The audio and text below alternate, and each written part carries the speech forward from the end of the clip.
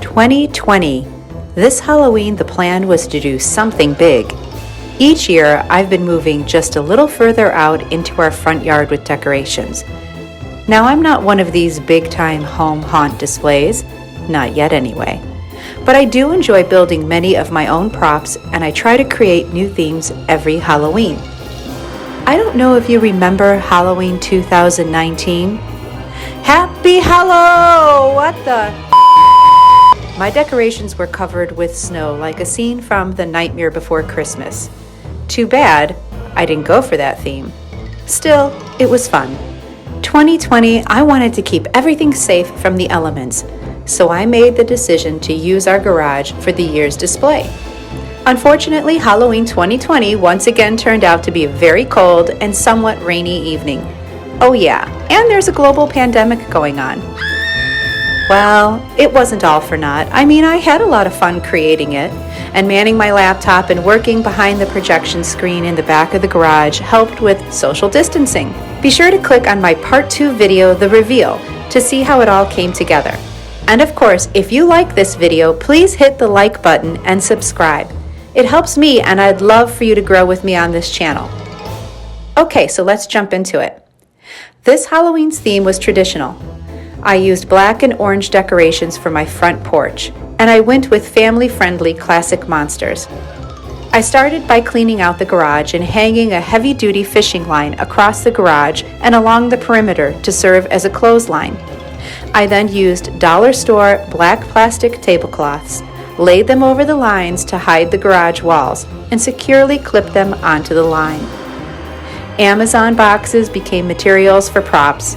I created this tree with several pieces of cardboard, painted it black, and used UV paint for the bark lines. I stretched both glow-in-the-dark and white spider webs across the width of the garage.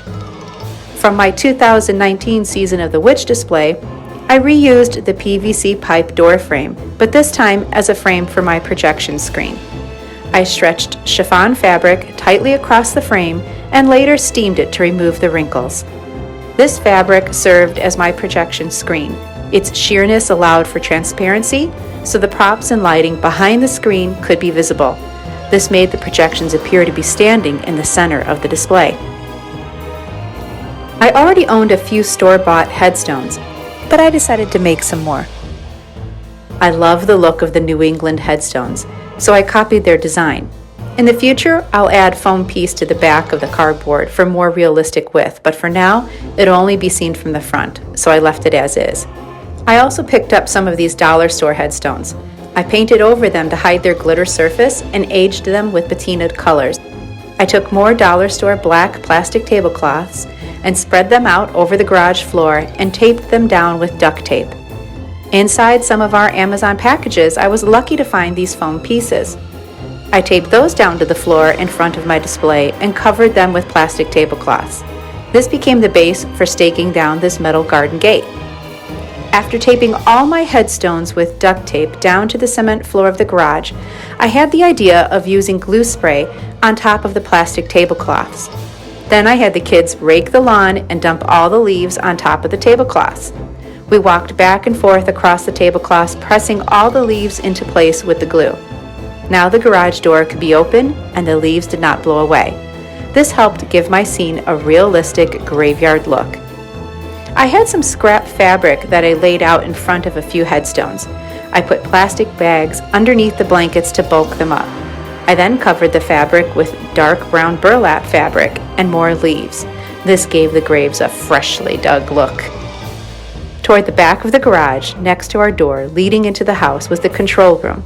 I kept the front of my laptop covered with a garbage bag to diminish any extra light.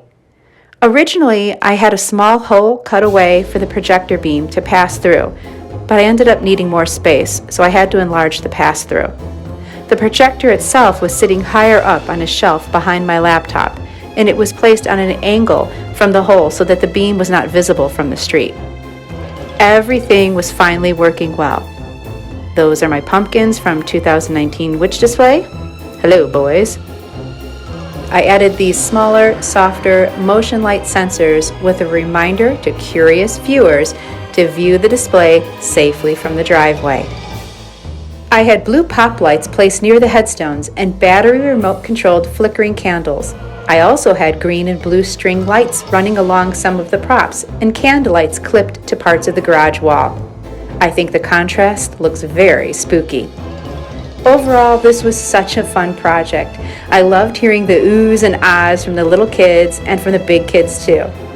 Although I have fun creating these displays, bringing a bit of fantasy and magic to our street for the kids is really why I do it. I hope you all found some inspiration here for your next Halloween project.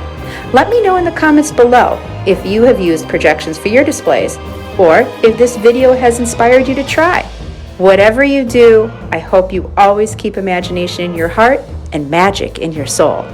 Until next time, happy hauntings.